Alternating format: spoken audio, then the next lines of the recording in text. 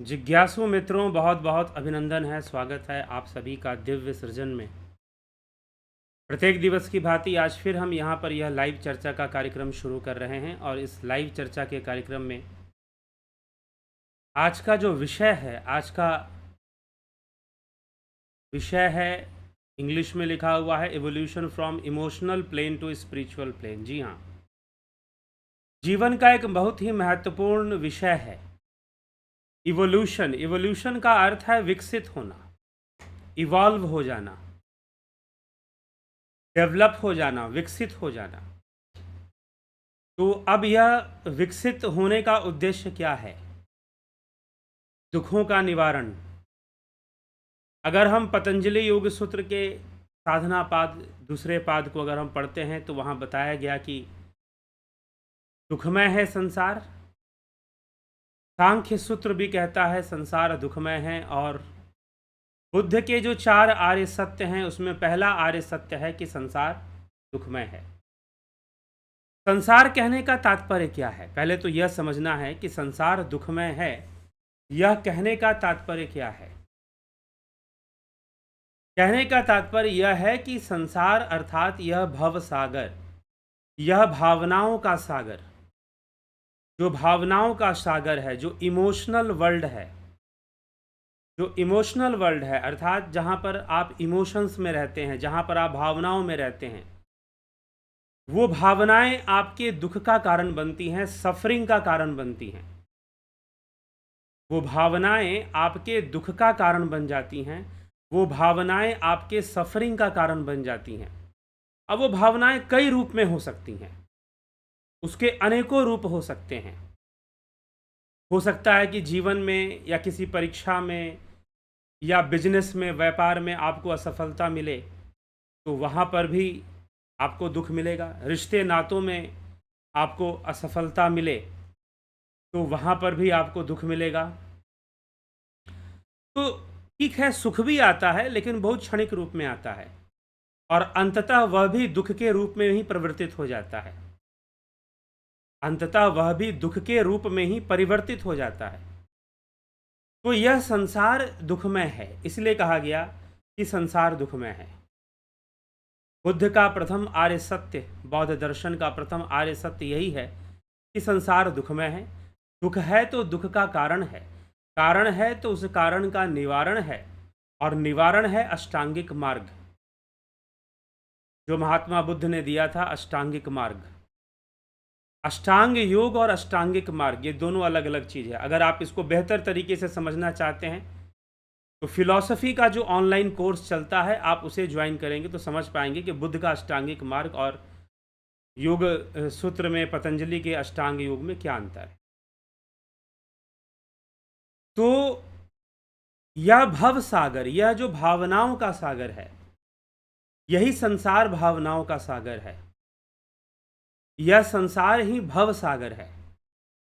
तो यह जो भव सागर है, यह जो भावनाओं का सागर है, इसे दुखमय माना गया है कि यह दुख देने वाला है। अनेक रूपों में मनुष्य दुख को भोगता है। जीवन के किसी ना किसी पड़ाव पर वह दुख को भोगता है। हो सकता है कि कोई बाद में, कोई पहले, लेकिन भावनाओं के कारण, जो भावनाएं होती हैं वो कई बार दुख पैदा करने वाली होती हैं, कई बार सुख पैदा करने वाली होती हैं। अनेकों कारण बन सकते हैं। किसी के पास अच्छा परिवार नहीं तो किसी के पास धन नहीं, तो किसी के पास धन है तो अच्छा रिलेशनशिप नहीं है, तो किसी के पास कुछ और चीज़ें नहीं हैं, बहुत सारी चीज़ें। किसी के पास मान लीजिए धन भी है, अच्छा रिलेशनशिप भी है, तो बेचारा बीमारियों से जूझ रहा है। किसी के पास परिवार अच्छा है तो बेचारा गरीबी से जूझ रहा है। तो बहुत सारी चीज़ें हो सकती हैं संसार में। तो संसार में जो है, इसलिए कहा गया कि this world is suffering, life is suffering. लेकिन अब ये बात पूरी तरह से सत्य भी नहीं है। कब सत्य नहीं रहेगी? जब आप समझेंगे, जब, इसीलिए आज का जो टॉपिक है इवोल्यूशन, कि हमें इवॉल्व करना है, हमें विकसित होना है। इवॉल्व करना मतलब विकसित होना। इवोल्यूशन मतलब विकासवाद, थ्योरी ऑफ इवोल्यूशन। तो जैसे ही थ्योरी ऑफ इवोल्यूशन की बात आती है तो लोग ज़्यादातर बायोलॉजिकल इवोल्यूशन के बारे में सोचते हैं, लेकिन इवोल्यूशन का सीधा सा अर्थ है, इसका संबंध कोई बायोलॉजी से नहीं है, केमिस्ट्री से नहीं है।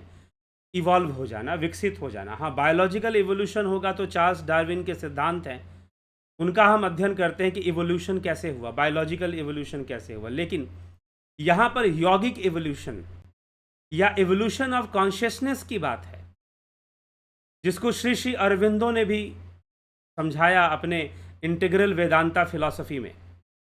इंटीग्रल वेदांता फिलॉसफी में अरविंदो ने इवोल्यूशन और इनवोल्यूशन को समझाया है कि इनवोल्यूशन कैसे होता है, और फिर योगी अपनी साधना से अपने आप को इवॉल्व करता है।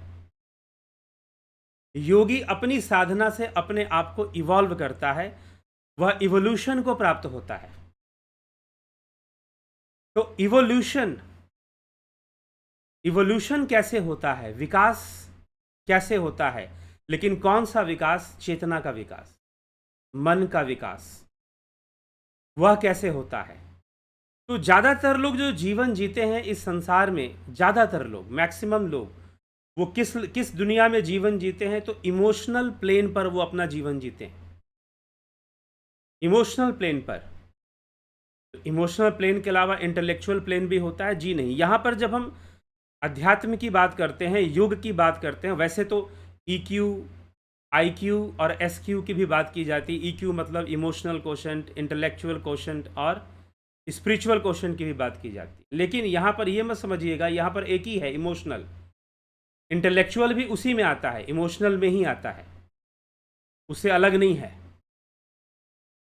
ठीक, कहने का मतलब कि वह भव सागर में ही आता है। तो भव सागर वास्तव में क्या है? भावनाओं का सागर। यह संपूर्ण संसार भावना मात्र है। अष्टावक्र महागीता,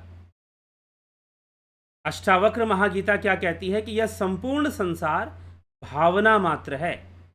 मतलब सब कुछ भाव रूप में है। सारे रिश्ते नाते जो जिसका भी संबंध है आपसे, इस शरीर के साथ संबंध है, रिश्ते नातों के साथ संबंध है, माता पिता हैं, भाई बहन हैं, पति पत्नी हैं, मित्र हैं, शत्रु हैं, क्या है संबंध? कैसा है? भावनाओं का ही संबंध है। नकारात्मक भावनाएं हैं तो शत्रु भाव आ जाएगा, नहीं तो मित्रतापूर्ण भाव रहेगा। तो ये संपूर्ण संसार भावनाओं का ही संसार है। और इस भाव जगत के अंदर मनुष्य को कभी नकारात्मक भावनाओं का सामना करना पड़ता है, कभी सकारात्मक भावनाओं का सामना करना पड़ता है, कभी उसे बहुत सफरिंग महसूस होता है, कभी शरीर से भी सफरिंग हो सकता है, पीड़ित हो सकता है, कभी मन से पीड़ित हो सकता है, कभी मन से पीड़ित हो सकता है, कभी तो मन से पीड़ित होना अनेक कारण बन सकते हैं। कई बार बच्चे अपने माता पिता के कारण मानसिक रूप से पीड़ित होते हैं, कई बार माता पिता अपने बच्चों के कारण मानसिक रूप से पीड़ित होते हैं। बहुत सारी बातें हैं इसमें। तो लेकिन पीड़ा है, दर्द है, तकलीफ है, कष्ट है, दुख है। अगर आप इमोशनल प्लेन पर अगर अपना जीवन जियोगे तो निश्चय ही आप दुखमय जीवन जियोगे। तो इसीलिए इवॉल्व करना है। लेकिन अब 90% लगभग मान के चलिए कि लोग इमोशनल प्लेन पर ही अपना जीवन जीते हैं।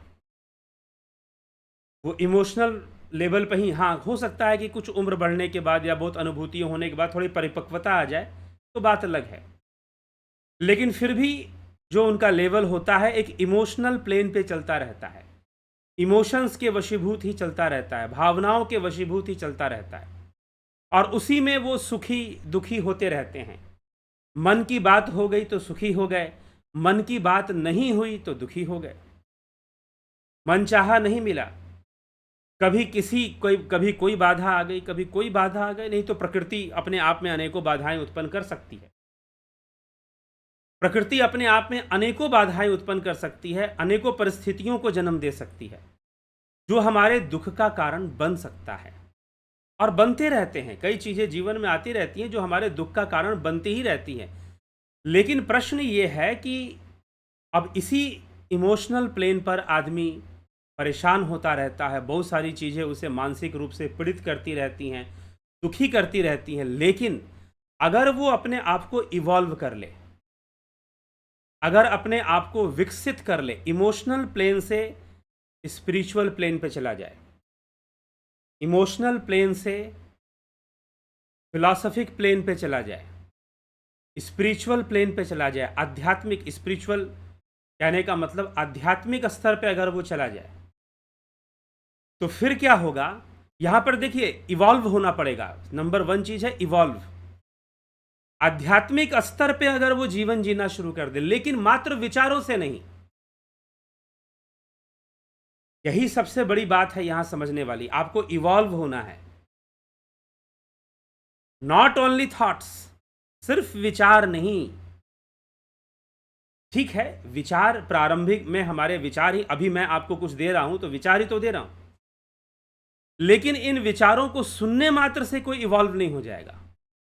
हाँ, वो मान ले कि मैं इवॉल्व हो गया, मान लेने से भी पूरी तरह से इवॉल्व नहीं हो जाएगा। मान लेने से थोड़ी सी मनोबल उसका शायद बढ़ जाएगा, लेकिन वो विकसित नहीं हुआ है। तो बहुत सारे लोग तो ये गलती करते हैं कि वो अध्यात्म को मात्र विचारों तक ही सीमित रखते हैं, बियॉन्ड थॉट्स जाकर अध्यात्म को समझने की कोशिश नहीं करते, आत्मज्ञान की यात्रा नहीं करते। इसलिए अरविंदो ने जर्नी ऑफ कॉन्शियसनेस, ऋषि अरविंदो ने जर्नी ऑफ कॉन्शियसनेस, जो उनकी एक बहुत अच्छी बुक है, किताब है, बहुत ही गहरे आध्यात्मिक बातें वो उसमें बताते हैं। तो जर्नी ऑफ कॉन्शियसनेस की चेतना की एक यात्रा होती है, उसमें साधक जो है अपने आप को विकसित करता है, अपनी साधना से करता है, ध्यान योग से करता है।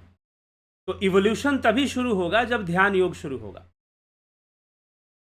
शुरुआत में हम विचारों को सहायक मान सकते हैं, लेकिन विचारों की दृढ़ता से सब कुछ बदल जाएगा ऐसा नहीं है, क्योंकि आप अभी जो आपकी चेतना है, अभी जो आपका मन है, उसी प्लेन पर ही अपने आप को मेंटेन करने की कोशिश कर रहा है। उस प्लेन को छोड़कर ऊपर उठने की कोई कोशिश नहीं कर रहा है, कोई प्रयास नहीं कर रहा है। समस्या यहां पर है।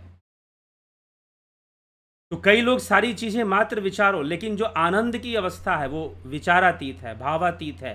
भावातीतम त्रिगुण रहितम, इसलिए कहा गया भावनाओं से परे, विचारों से परे, बियॉन्ड थॉट्स जाने की कला योग है। महर्षि पतंजलि योग दर्शन में, योग शास्त्र में जो विषय स्पष्ट करते हैं, और श्री श्री अरविंदो अपने इंटीग्रल योगा और इंटीग्रल वेदांता में वही इवोल्यूशन की बात करते हैं कि योगी होने का मतलब है इवॉल्व करना, योगी होने का मतलब विकसित होना, अपनी चेतना का विकास करना। और यह विकास किस डायरेक्शन में होता है? तो यह विकास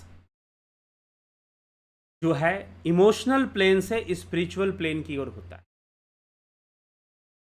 इसका लाभ क्या होगा अगर आप इवॉल्व कर जाते हैं?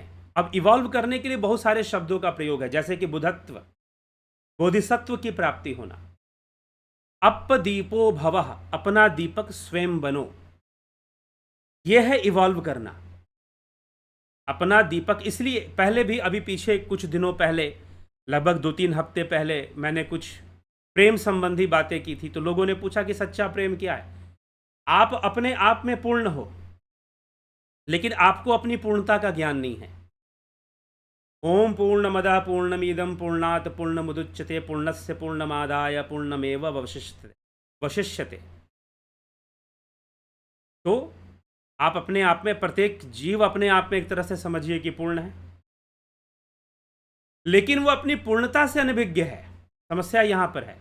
और ये तभी संभव है जब वो आत्मज्ञान को, ध्यान को, जब वो ध्यान योग को अपना जीवन साथी बना ले। निरंतर ध्यान योग का अभ्यास वो करता ही रहे और ध्यान योग को वो अपना जीवन साथी बना ले, ध्यान योग शुरू कर दे, तो क्या शुरू हो जाएगा? इवोल्यूशन शुरू हो जाएगा। बिना ध्यान के नहीं होने वाला। इसलिए ध्यान कि बिना यह इवोल्यूशन, इसलिए शिव बैठे हुए हैं ध्यान में। कुछ लोग कहते हैं नहीं, ध्यान करने की कोई आवश्यकता नहीं है।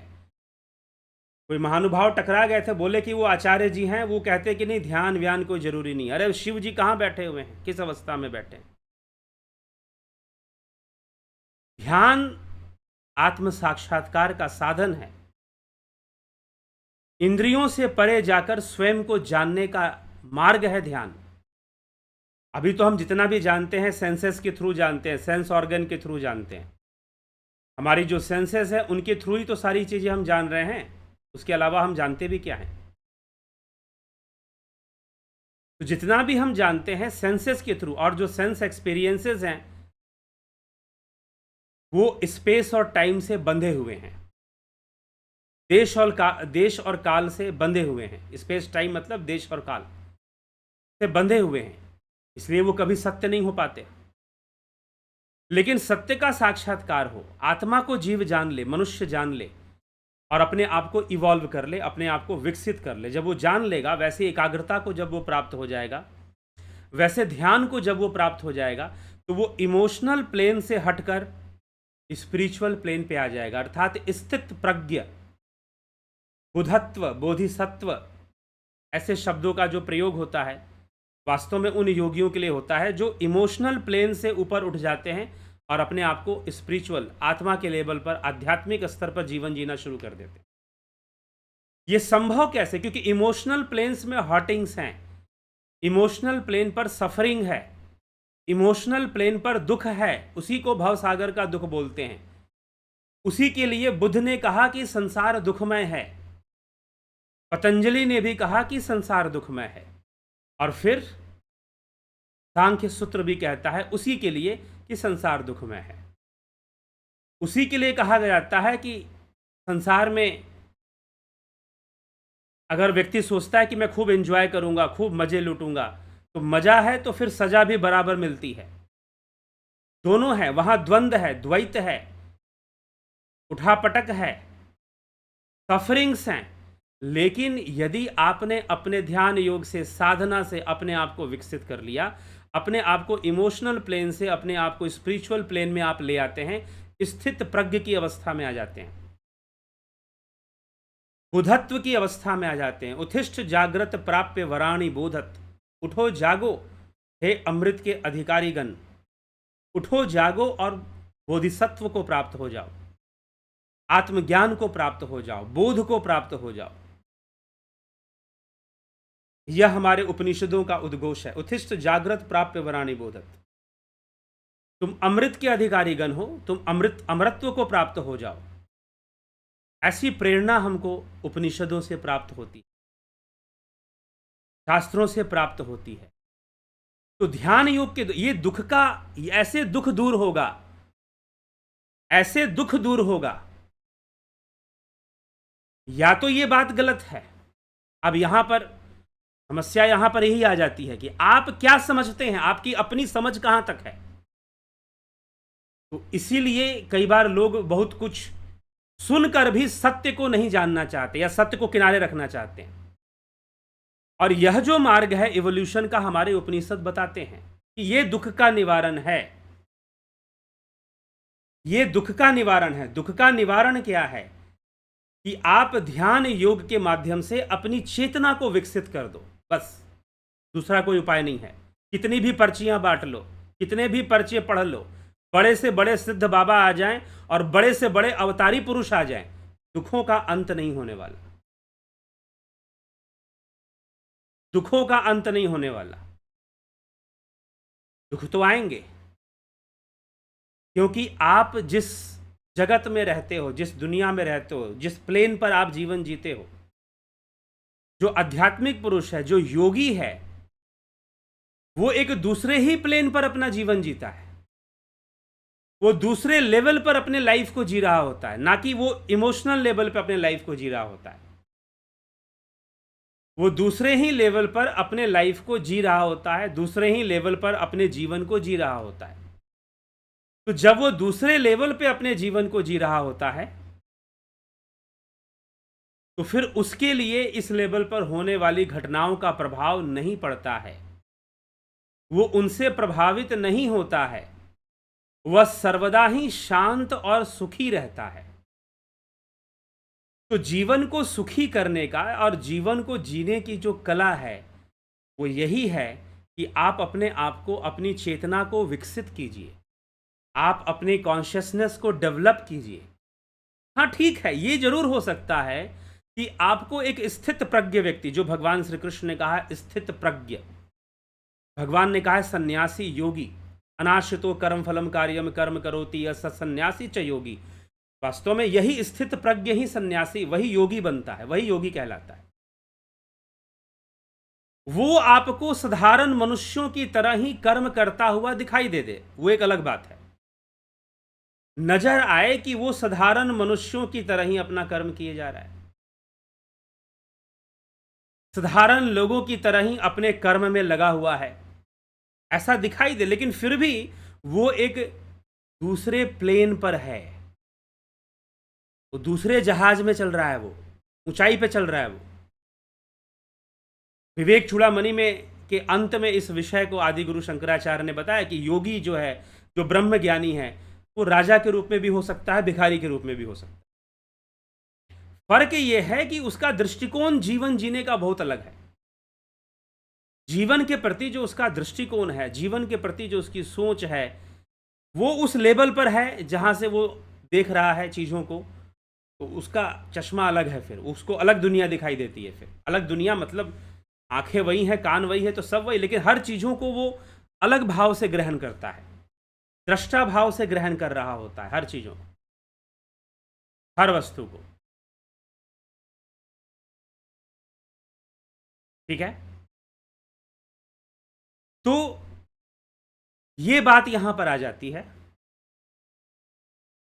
ये चीज यहां पर आ जाती है, और हम जो जीवन जो होता है वो कुछ दूसरे ढंग से जिया जाता है, फिर दृष्टिकोण बदल जाता है।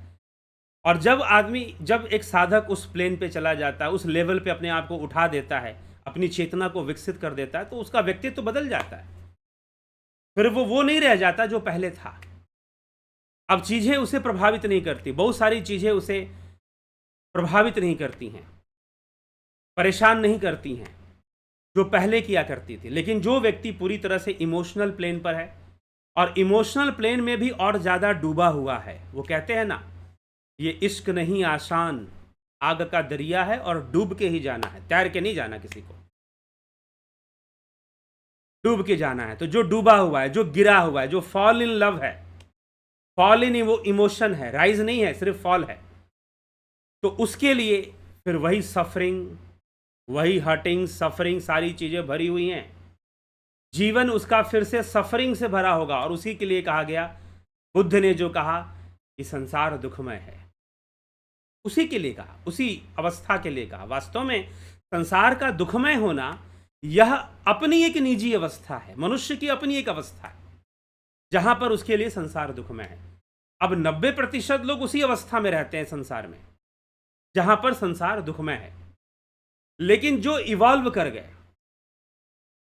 ये दुख को दूर करने का मार्ग है। कठोपनिषद में मंत्र आता है, एको वशी सर्वभूतांतर आत्मा एकम रूपम बहुधा यह करोति तमात्मस्थम ये अनुपश्यन्ति धीरा।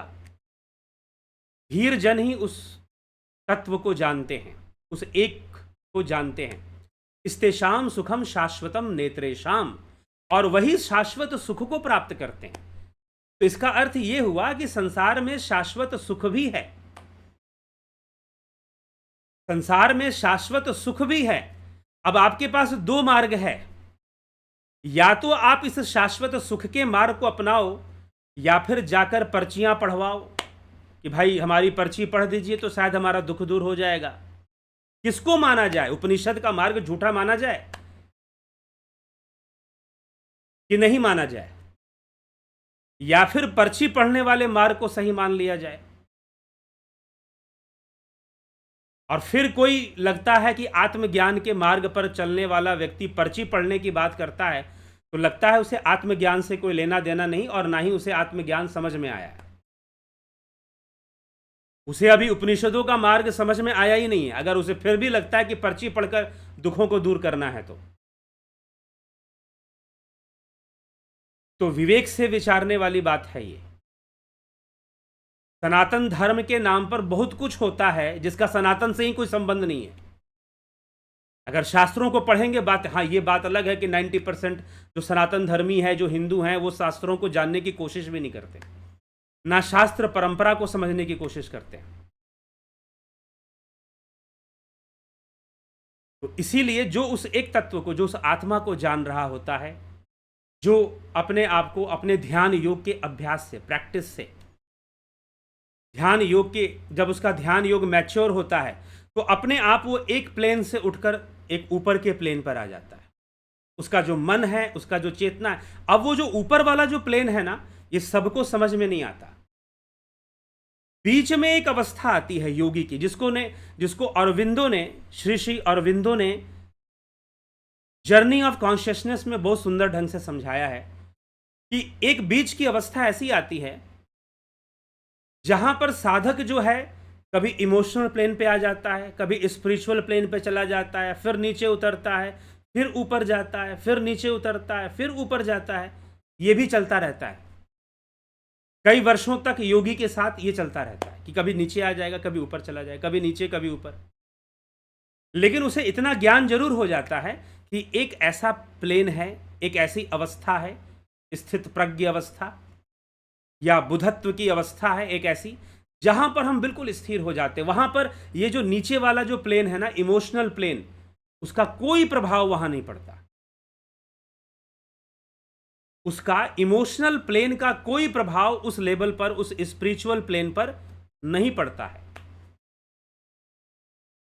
उससे वो प्रभावित नहीं होगा। जो यहां पर जो भी होना है हो जाए, बड़े से बड़ा दुख भी आएगा तो उसको उस लेवल पे प्रभाव नहीं पड़ेगा। स्थित प्रज्ञ व्यक्ति पर प्रभाव नहीं जाएगा उसका, उस ढंग से नहीं जाएगा जैसे सांसारिक लोगों का जाता है, या जो इमोशनल प्लेन पर अपना जीवन जी रहे हैं उनका जाता है। वो बहुत प्रभावित होते हैं कई बार। तो वैसे उस ढंग से वो कभी प्रभावित होने वाला नहीं है। तो इस ढंग से यह चलता है। तो स्थित प्रज्ञ होना, अपने आप को इवॉल्व करना। तो बीच में योगी कुछ समय तक, लेकिन उसको अनुभव है, लेकिन समस्या उन लोगों के साथ है जो इमोशनल प्लेन पर ही अपना जीवन जी रहे हैं और उनको कोई अनुभूति नहीं है, उनको कोई ज्ञान नहीं है कि एक ऐसी अवस्था मन की होती है। निरंतर ध्यान करते रहने से हम एक ऐसी अवस्था में पहुंचते हैं। ईमानदारी से अभ्यास करेंगे तब, बारीकी से अभ्यास करेंगे तब, सही लक्ष्य को समझकर, सही बात को समझकर अभ्यास करेंगे तब। तो ध्यान योग का कोर्स कई लोग करते हैं, लेकिन जो ध्यान योग का जो कोर्स है वो कई बार लोग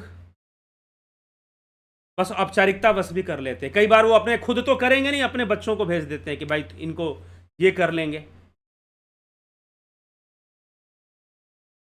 ठीक है। और कई बार बच्चे जो है मात्र माता पिता को दिखाने के लिए करते हैं, उनको गंभीरता से उनको फॉलो करना नहीं होता है। ऐसा भी हो जाता है। तो यह विषय यहां पर आ जाता है। तो जो इमोशनल प्लेन पर है वो कभी समझ ही नहीं पाते हैं कि ऐसा भी कुछ है। ऐसा भी है कि हम इसी जीवन में हम ऐसी अवस्था में जा सकते हैं जहां पर संसार के सुख दुख का प्रभाव हमारे ऊपर ना पड़े। सुख दुख का प्रभाव जो है हमारे ऊपर ना पड़े। प्रभाव ना पड़े का मतलब क्या है? क्या सुख दुख आएगा? नहीं आएगा, लेकिन उसके प्रति एक अलग भावना बन जाएगी, एक अलग समझ बन जाएगी, एक अलग स्थिति में व्यक्ति पहुंच जाएगा, स्थित प्रज्ञ की स्थिति में पहुंच जाएगा, जहां वो प्रभावित नहीं होगा चीजों से। नुकसान होगा तो नुकसान से प्रभावित नहीं होगा, सफरिंग्स होंगी तो सफरिंग से प्रभावित नहीं होगा, हर्टिंग्स होंगी तो हर्टिंग्स वहां तक उसको छू नहीं पाएगी, टच नहीं कर पाएगी।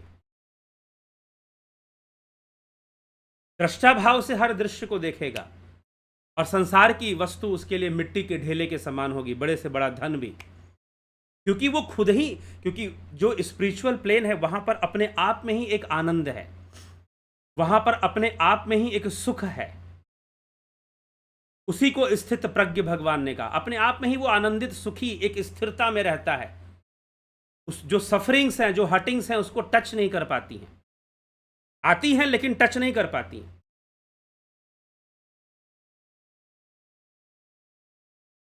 ठीक है। तो इस तरह से चीजें चलती हैं। तो हमें अपने आप को इवॉल्व करना है, इमोशनल प्लेन से स्पिरिचुअल प्लेन पे पहुंचना है, और यह संभव होगा जब गंभीरता से ध्यान योग का अभ्यास होगा। और जब आप ध्यान योग सीखेंगे, आदमी को कब लगता है, जब उसकी उम्र हो जाती है 45-50, तो उसको लगता है जितना सोचा था मैंने कि मैं बहुत सुखी जीवन जीऊंगा, उतना तो कुछ हो नहीं पा रहा है। अब मन में कामनाएं भी बहुत हैं, इच्छाएं भी बहुत हैं, सफरिंग्स भी हैं। तो फाइनली वो फिर सोचता है कि चलो मुझे अध्यात्म और इस तरफ भी ध्यान देना चाहिए, कुछ जानने की कोशिश करनी चाहिए। लेकिन यदि वो अर्ली एज में आ जाए, स्वामी विवेकानंद कहा करते थे, एक छोटा सा बच्चा जब मंदिर जाता है मुझे बड़ी प्रसन्नता होती है, लेकिन एक वृद्ध व्यक्ति एक बूढ़ा आदमी जब मंदिर जाता है मुझे थोड़ा दुख होता है। क्यों? छोटा सा बच्चा जाएगा, उसकी जिज्ञासा बढ़ेगी, जानने की कोशिश करेगा, धर्म क्या है, अध्यात्म क्या है, जीवन क्या है, मोक्ष क्या है, योग क्या है, भक्ति क्या है, जानने की कोशिश करेगा। लेकिन एक वृद्ध व्यक्ति सारा जीवन बीत गया उसका मंदिर के ही चक्कर लगाते, अभी तक समझ में नहीं आया उसे, दुख होता है। तो कहते हैं कि आप अध्यात्म को जितना कम उम्र में सीख ले, समझ लें, उतना आपका आगे का जीवन बेहतर होता चला जाएगा, उतना आप बेटर लाइफ को परस्यू कर पाएंगे, उतने अच्छे जीवन को आप जी पाएंगे, शांत जीवन को। तो इसीलिए ध्यान योग, यह ध्यान योग का जो कोर्स है 20 जून से शुरू होगा। अभी फिलहाल यह ध्यान योग का कोर्स 20 जून से शुरू होगा। 1 महीने का है, 1 महीने का यह कोर्स है। Guided meditation, transcendental meditation and spiritual healing, यह सब इसमें सिखाया जाता है। 2 मेंबरशिप है। कैसे ज्वाइन करना है? 9661802459 इस नंबर पर आप व्हाट्सएप मैसेज कर आप कांटेक्ट करेंगे।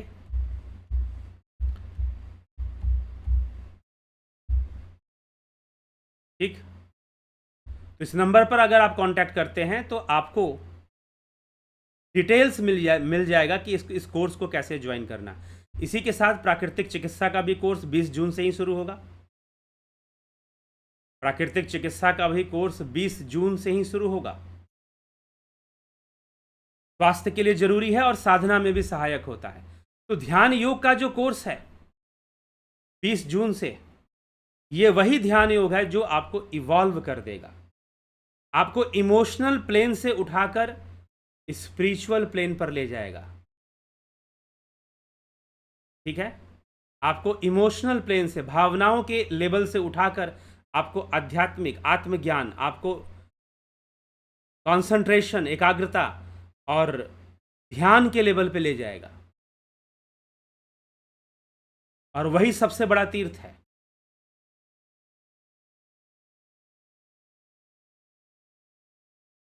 तो ध्यान के लेवल पे जब आप पहुंचेंगे, अध्यात्म के स्तर पे जब आप पहुंचेंगे, तो निश्चय ही क्या होगा कि आपका जो भी संसार के जो दुख हैं, जो सफरिंग्स हैं, उनमें कमी आ जाएगी। फिर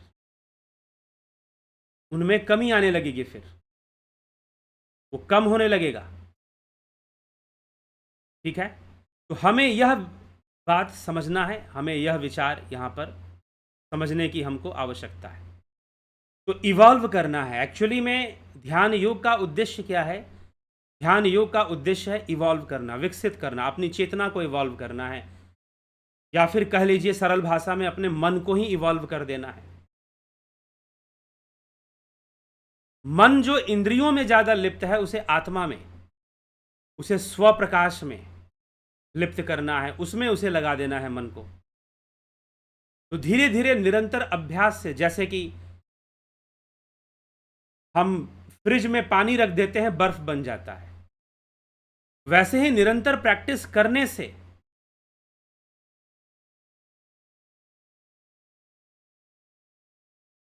ऐसे प्रैक्टिस जब हम करते हैं तो हम एक अलग प्लेन पे पहुंच जाते हैं, ऐसे आध्यात्मिक स्तर पे पहुंच जाते हैं। और जब हम आध्यात्मिक स्तर पे पहुंच जाते हैं तो फिर वहां पर जाकर आपके दुखों का अंत होता। वही कहा गया आर्य सत्य के अंदर कि यह संसार दुखमय है, दुख का कारण है तो दुख का निवारण भी है।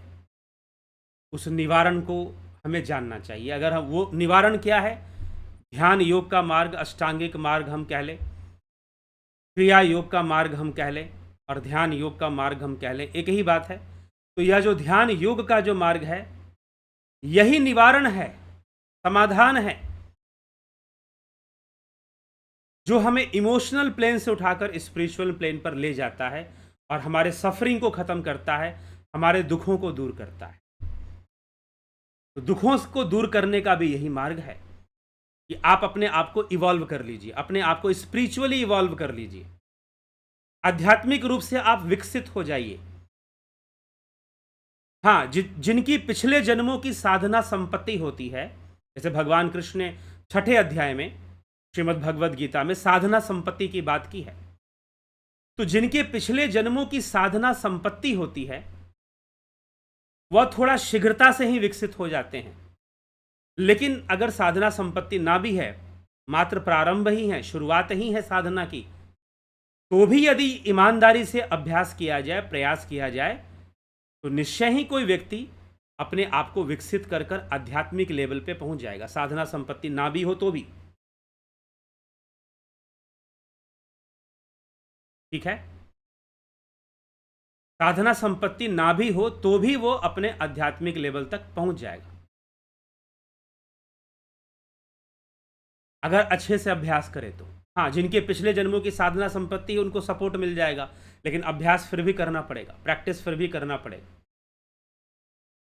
तो एक और बात खुलकर आती है कि मान लीजिए कि आप इवॉल्व पूरी तरह से नहीं भी हो पाए, तो भी आपका जो ध्यान योग का अभ्यास है वो कभी व्यर्थ नहीं जाएगा।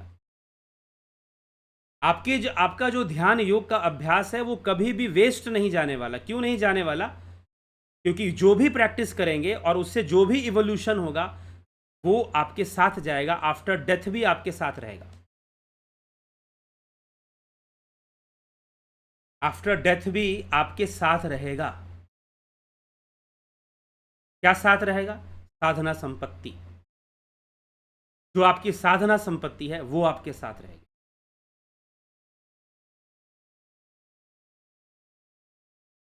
तो हमें गंभीरता से विचार करना है और अपने आप को ध्यान योग के माध्यम से विकसित करना है। और जो लोग ध्यान योग का कोर्स करना चाहते हैं, जरूर वह 20 जून से कोर्स को ज्वाइन कर लें। ठीक है, 20 जून से कोर्स को ज्वाइन कर लें।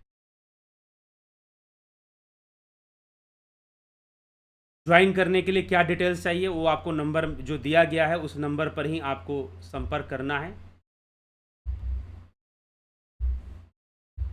वो नंबर पर आप व्हाट्सएप मैसेज करेंगे और व्हाट्सएप मैसेज कर कर आप डिटेल्स ले लेंगे कि हमें कैसे ज्वाइन करना है, किस प्रकार से ज्वाइन करना है, आप डिटेल्स ले लेंगे। तो डिटेल्स आपको उसी नंबर पे मिल जाएगा 9661802459। इनबॉक्स में भी मैंने डाल दिया नंबर। तो ध्यान योग का कोर्स और साथ में आपके शरीर के लिए, जिससे कि आप only in naturopathy patient become doctor. यह प्राकृतिक चिकित्सा में ही संभव है कि पेशेंट अपना डॉक्टर खुद ही बन जाए। तो प्राकृतिक चिकित्सा पद्धति एक ऑप्शनल थेरेपी है जो आपको सिखाती है कि आप अपने जो फिजियोलॉजी है, आपके जो सिस्टम हैं, ह्यूमन बॉडी सिस्टम, जैसे कि respiratory system, digestive system, circulatory system, endocrine system, nervous system, आप इनको स्वस्थ कैसे रखेंगे। वास्तव में प्राकृतिक चिकित्सा आपको सिखाती है कि आप इनको स्वस्थ कैसे रखेंगे। तो आप इनको स्वस्थ कैसे रखेंगे ये प्राकृतिक चिकित्सा से हम अच्छे से सीख लेते हैं। तो जरूर आप इसका लाभ उठाइए और लाभ उठाकर प्राकृतिक चिकित्सा भी आप ज्वाइन कर सकते हैं। 30 जून से वह भी शुरू होगा। ज्वाइनिंग शुरू हो चुकी है। अगर आप ज्वाइन करना चाहते हैं तो इसकी जानकारी ले लें। यह सशुल्क होता है, यह कोर्सेज, इसकी फीस होती हैं। ताकि वही लोग ज्वाइन करें जो गंभीरता से ज्वाइन करना चाहते हैं। यह भी इसके पीछे कारण है। तो ज़रूर आप इसको ज्वाइन कर जिन लोगों ने अभी तक नहीं लाभ उठाया है, ज़रूर लाभ उठाने की कोशिश करें और अपने आप को इवॉल्व करें, विकसित करें, अपने जीवन को बदलें, जीवन को सुंदर बनाएं। वास्तव में कुल मिलाकर उद्देश्य तो एक बेहतर जीवन को प्राप्त करना ही है। तो जो ध्यान योग है हमें वह तरीका देता है, हमें वो मार्ग देता है जिससे कि हम अपने आप को, अपनी चेतना को विकसित करते हैं, इवॉल्व कर देते हैं। और जब हम इवॉल्व कर देते हैं अपनी चेतना को तो फिर जीवन बदल जाता है। जीवन जीने का तरीका, जीवन को देखने का तरीका, समझने का तरीका, बहुत कुछ चेंज हो जाता है, बहुत कुछ बदल जाता है। अलग ढंग से हम जीवन जीना शुरू करते हैं। लेकिन नहीं तो फिर हम इमोशनल लेवल पर ही दुखी होते रहते हैं, हर्ट होते रहते हैं, सफरिंग को फेस करते रहते हैं। कभी किसी को दुश्मन मान लेते हैं, कभी किसी को मित्र मान लेते हैं। मित्र चला गया तो दुखी, दुश्मन आ गया तो दुखी, बहुत तरह की चीज़ें शुरू हो जाती हैं। कई बार दो भाई ही आपस में शत्रु बन जाते हैं। कई बार ऐसे पति पत्नी जो बहुत प्रेम करते थे आपस में, किसी टाइम में वो अपने आपस में ही एक दूसरे के शत्रु बन जाते हैं। ऐसा भी हो जाया करता है। अनेकों घटनाएं हैं। यह भव सागर है और यह दुखमय है। The emotional plane is suffering. उसी के लिए कहा गया है कि संसार दुखमय है। यह बात हमको समझनी है। तो चलिए आगे बढ़ेंगे। आपके कमेंट्स, आपके टिप्पणियों को भी देखेंगे कौन क्या कह रहा है। शंकर प्रसाद जी बहुत अभिनंदन है। अवनी प्रधान जी, विनोद कुमार सूद जी, उषा श्रीवास्तव जी, सतीश मास्टर जी, गोविंद प्रसाद नीमा जी, सविता नायक जी, योगेंद्र पंडित, संतोष कुमार, भरत छबलानी, शेखर, AK भट्ट, नरेंद्र माकोड़े जी, श्वेता राय सिन्हा जी, बहुत अभिनंदन है आप सभी का। AK त्यागी जी, कन्हाई कुमार जी, अजय सिंह सिसोदिया, दिनेश भाई डाभी, रतन सिंह जी, राजू पाल, विपिन भाई रामी, बहुत अभिनंदन है आप सभी का। विष्णु चंद्र मौर्य, विक्रम सिंह जी, पूजा विश्वकर्मा जी, बहुत अभिनंदन है। रामविलास जी, अवधेश कुमार, रूपलाल विश्वकर्मा, अर्जन भाई चौहान, संतोष गुप्ता, चितरंजन बरुआ, संतोष कुमार। गुरु जी प्रणाम। गुरु की परिस्थितियों के अनुसार भाव और विचार परिवर्तन होता रहता है। जब मनुष्य परिस्थितियों के अनुसार भाव और विचार परिवर्तन होता रहता है, जब मनुष्य ध्यान साधना के मार्ग पर चलने लगता है, तब सांसारिक भावनाएं बहुत नॉर्मल हो जाती हैं। हाँ, उनका प्रभाव नहीं पड़ता हमारे ऊपर। परिस्थितियां फिर भी बदलेंगी, लेकिन बदलाव का जो मानसिक प्रभाव हम पर पड़ना चाहिए वो नहीं पड़ेगा। बस इतनी सी बात है। किशोर वैद्य जी, ओम तत्सत। विमला शाह जी, धन्यवाद भारत। योगेश खैरनर, श्वेता कुमारी जी, अमन कक्कड़ जी, गंभीर शाह, घनश्याम सरोदय, नीति सिन्हा जी, बहुत अभिनंदन है। रूपलाल विश्वकर्मा जी।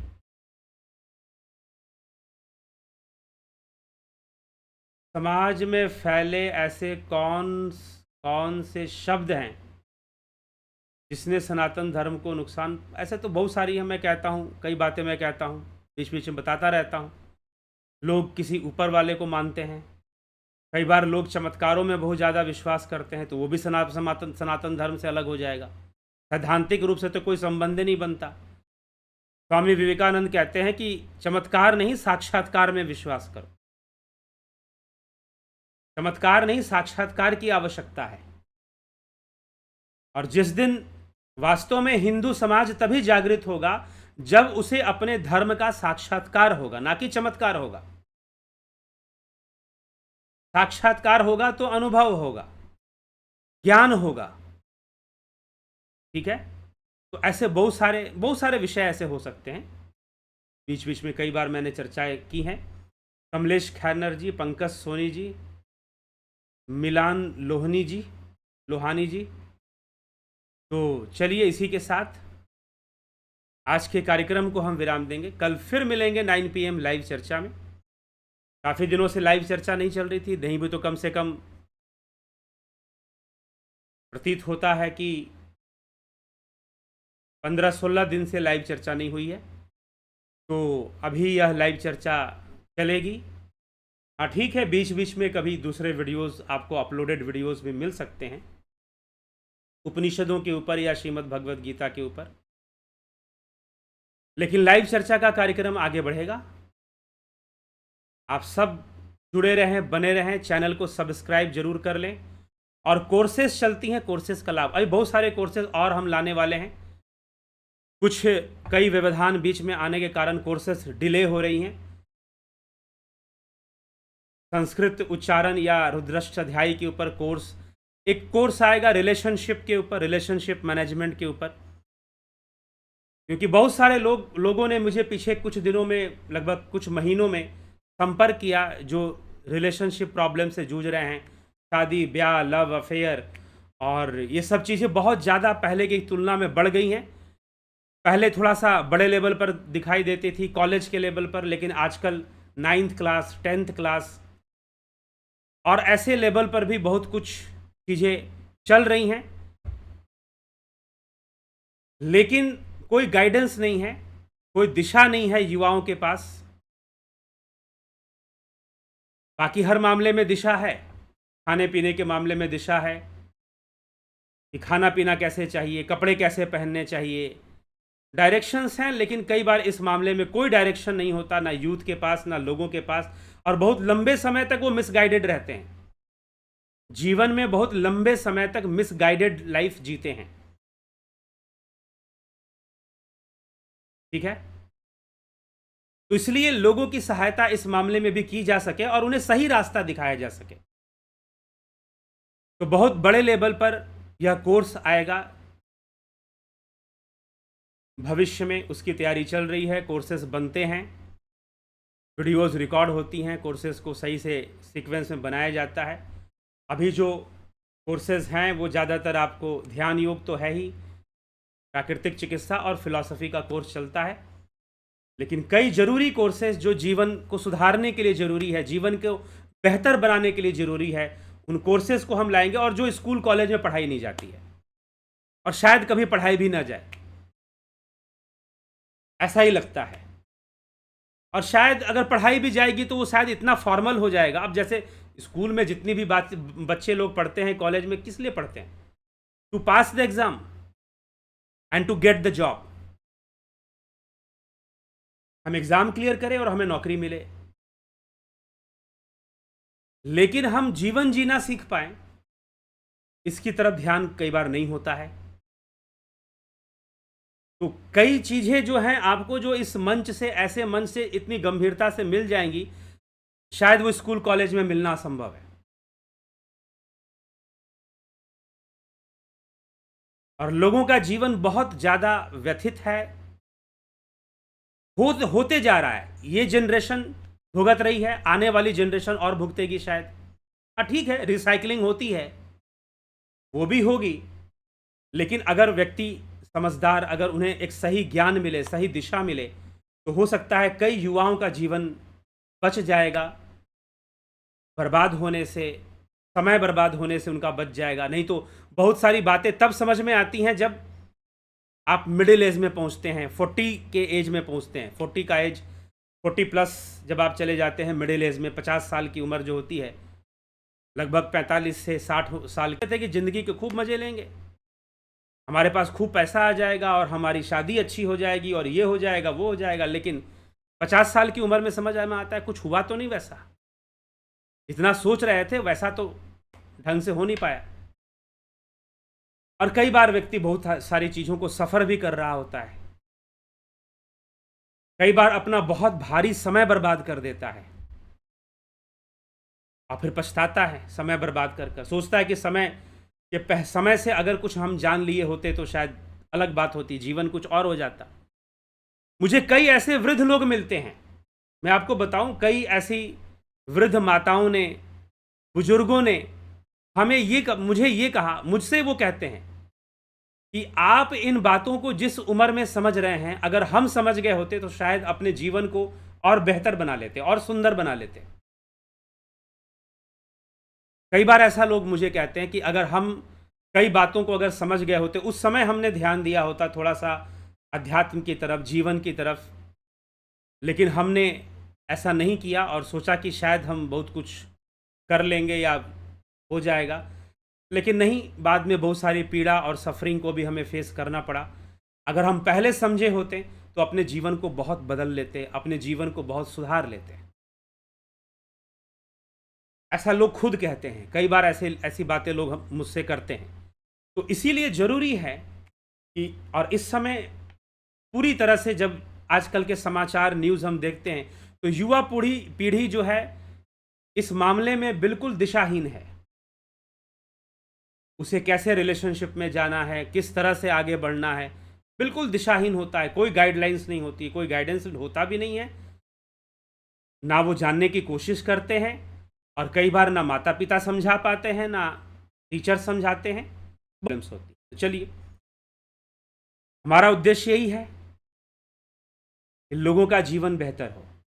श्री अरविंदो ने कहा था कि यह पूरा विश्व एक परिवार की तरह हो जाएगा, वसुधैव कुटुंबकम तभी सिद्ध होगा जब 75% लोग इवॉल्व हो जाए, उनकी चेतना विकसित हो जाए, वो इमोशनल प्लेन से उठकर स्पिरिचुअल प्लेन में अगर आ जाएंगे तो सारी दुनिया बदल जाएगी। फिर वसुधैव कुटुंबकम स्थापित हो जाएगा, क्योंकि प्रत्येक व्यक्ति एक दूसरे का ख्याल रखेगा, एक दूसरे को लूटने की कोशिश नहीं करेगा, कि वो जान जाएगा कि लूटने से ना तो वो सुखी ना मैं सुखी, सुख किसी को नहीं मिलना है। तो परिवार की भावना फिर विकसित हो जाएगी, वसुधैव कुटुंबकम की भावना विकसित हो जाएगी। इवॉल्व होना जरूरी है, विकसित होना जरूरी है। इसलिए ध्यान योग करिए तो इवॉल्व होने के लिए करिए। इमोशनल प्लेन से उठकर स्पिरिचुअल प्लेन पे जाना है, स्थित प्रज्ञ अवस्था में जाना है, बुद्धत्व की अवस्था में जाना है, तब जाकर लाभ होगा। और यही दुखों से निवारण का मार्ग है, दुखों से मुक्ति का यही मार्ग है। हमारे उपनिषदों और वेदों का यही मार्ग है। तो उस मार्ग से हम चलें, और आपको इस चैनल के माध्यम से वही मार्ग मिलता है, ध्यान योग का मार्ग मिलता है। 20 तारीख से शुरू होने वाले इस ध्यान योग का, 20 जून 2023 से शुरू होने वाले इस ध्यान योग का आप अवश्य लाभ उठाइए। चलिए, इसी के साथ विराम देते हैं, कल फिर मिलते हैं 9 PM लाइव चर्चा में। बहुत बहुत आभार आप सभी का। ओम तत्सत।